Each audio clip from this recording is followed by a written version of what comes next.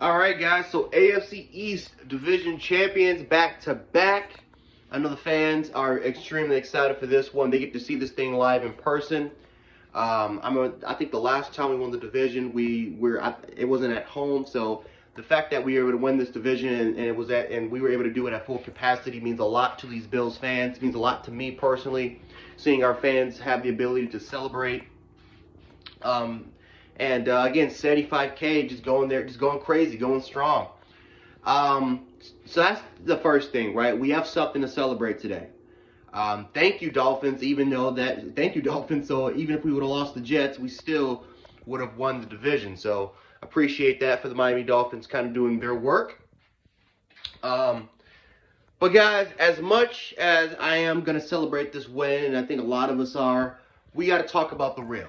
And some of the real today is that this offense just does not perform well at home. It just doesn't.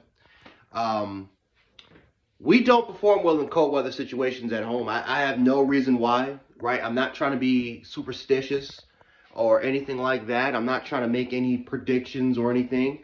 But we just don't perform well at home in this type of weather. A lot of people say, well, Buffalo's home field is definitely an advantage because when a lot of teams come in here, they get to play their worst football. Well, it seems like every time that we play at home, it seems like our offense plays their worst football in these type of weather conditions. It just does. I have no reason why it has it, but I'm telling you guys, this is a pattern. We're starting to develop a pattern here. This is a consistent pattern that's happening up. Josh Allen, since November, has not played since November, since we really started to get into more of these 30, 20 degree type of weather games. He has not played well at home. Josh Allen simply hasn't played well. And I think a lot of it definitely has to do with Brian Daboll with his crappy play calling today. I mean, Brian Daboll's play calling was just horrendous. Another horrendous game by Brian Daboll, putting way too much on Josh Allen's plate. A game where you could have relied more on the run game today, more than Josh Allen. Josh Allen threw the ball more than 45 times. 45 fucking times that Josh Allen have to throw the ball. You didn't, again, especially when we're right before the playoffs. He doesn't have to be Superman. He doesn't have to throw the football that many times when you know that Devin Singletary's popping off. Singletary had over 60 yards in the first half alone. You need to rely a little bit more. There are other players on this team. There are other units on this team that you could rely on besides Josh Allen. And I think this is the problem, and this is what scares me. This is what scares me. And everyone keeps telling me to relax. No, this is something that killed the Buffalo Bills against the Kansas City Chiefs.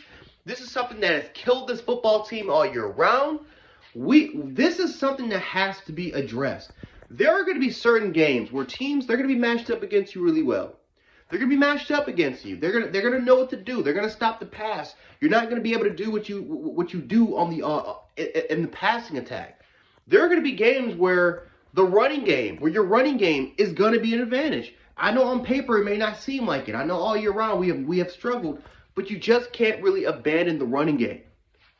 Right? There are going to be games where you're just going to have to lean towards the ground game today.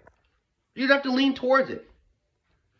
And this was a game where, just like the Falcons game, this was an opportunity to showcase, you know what, if teams want to try to stop our pass first, we're going to run the ball. We're going to try to open up the passing attack. We're not going to force it, right? If Josh Allen's not having success, we're not going to force him. We're not going to do that because that's only going to rattle his confidence.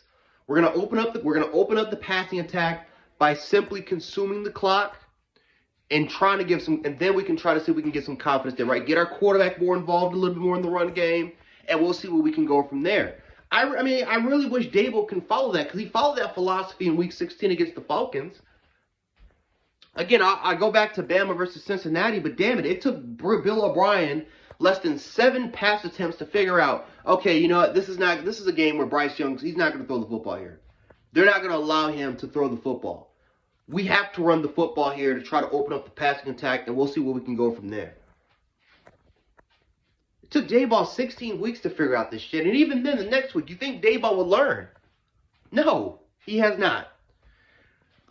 So I am fearful. I am very fearful going into the playoffs that we're going to mess it up. And again, we have home field advantage. I'll be going to the game. But do we really have home field advantage? Because our offense simply doesn't play well. It just doesn't play well at home. More specifically, our passing attack, which is our offense. So I don't know if we're going to play against the Chargers. I don't know if we're playing against the Raiders, the Steelers. I don't know what's happening there. I will say this, though. The Colts being eliminated was one of the most hilarious things I've ever seen. And thank God that the Jaguars did it, because I'm telling you right now, that was a bad matchup. If we played the Colts in the first round of the playoffs, that's just a bad matchup. I would rather play the Colts at Indianapolis in that dome where I know our offense can perform to the best of their capabilities, because you don't have to deal with those lake effect or those lake effect where you can have high chances of snow and rain and all this wind and crap. I mean, and I know some people say, well, how, again, Aaron Rodgers won a Super Bowl. He's had that much success over there at Green Bay. Well, yeah, Green Bay doesn't have a lot of wind. I mean, Buffalo literally is one of the worst places to play a football game in, man. It's just such a disadvantage for any team to come over here to Buffalo to play. But we don't have the offense. We don't have the kind of offense that could perform at its best during this weather. It just doesn't. There are some, like Green Bay. Green Bay is one of those teams that they play extremely well. They play extremely well during the cold. Their team is built to play in it, right? There are teams that are just built to play in either weather situation. We're not. So we'll see what happens. Whether if we play against the Chargers, the Colts. I mean, not the Colts, but the Chargers, Steelers, Raiders. We'll see what happens then. Like I said, I'm just glad the Colts are out, because that was the worst possible matchup that we could have got. So, yeah, the Chargers, they're going to have to deal with the same weather conditions that we are.